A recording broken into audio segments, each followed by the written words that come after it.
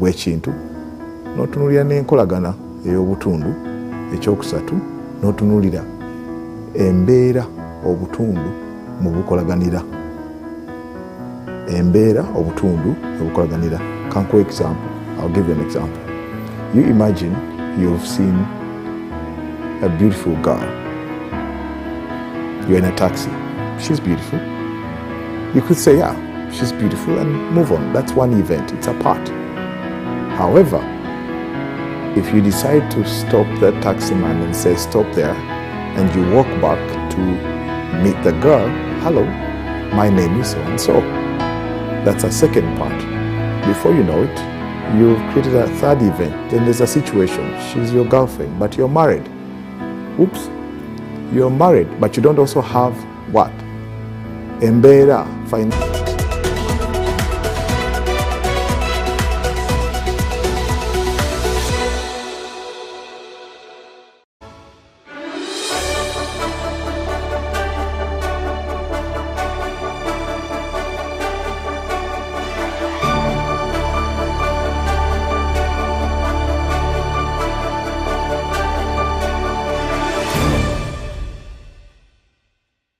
You're asking yourself, critical thinking.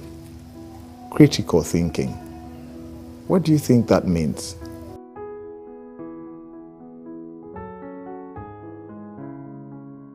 Someone will say it's deep thinking. In Luganda, kufumitiriza, deep thinking. Why is it important to think deeply about things, about anything, about everything? Why is it important?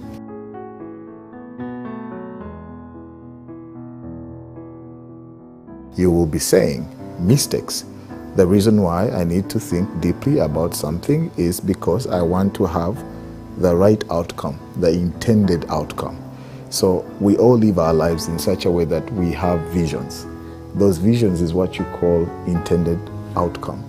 I intend it, and therefore I work towards achieving it. But in the process of achieving, I need specific actions that should produce the results. But in those actions, there are also stakeholders, different people along the way. So I intend to achieve X in this much time, but who are the involved parties?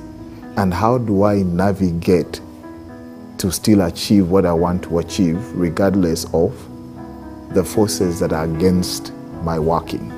So critical thinking is your ability to arrive at what you intended with minimal costs. That's all. Whether in marriage, whether at work, in your progress, in your career, whether even it comes to innovation, where you want to come up with solutions, you want to create, it requires you to think deeply. But now when you say think deeply, there's another question that comes to mind. How do you think deeply? Because when we were in school, the education system is not designed to teach us critical thinking. It's designed to teach us thinking about whatever the teacher wants you to think about. So if your subject is math, the teacher wants you to think about math. And if it's English, science, think about what I've told you, then give it back to me in the same measure I've given it to you.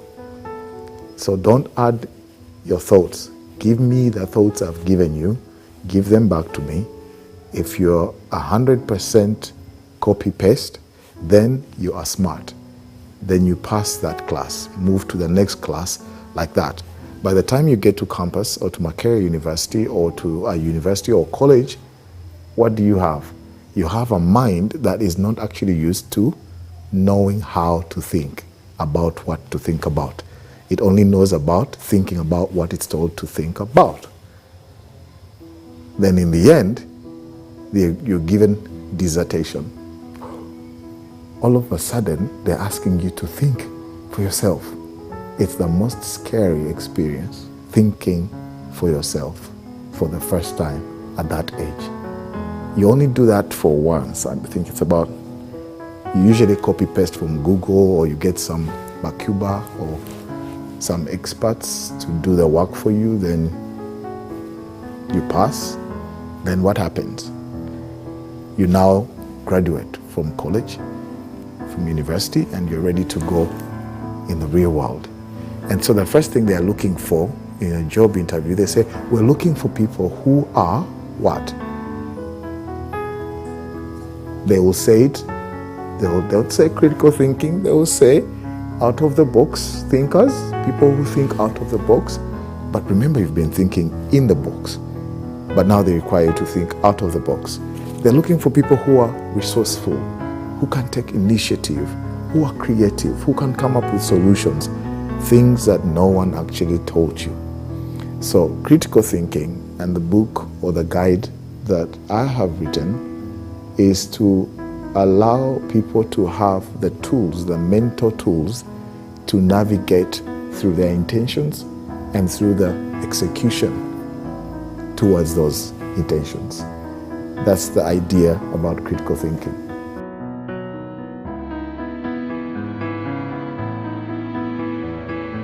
So, we now know what critical thinking is about. But what are the tools? What tools? What are those mental tools? What do I do? How do I think critically? Now, how to think critically is what I summarize as 5-dimensional thinking, or different dimensions of thinking that collectively allow you to critically think about something. And it starts with the first dimension. By the way, you know what the word dimension means? Well, dimension means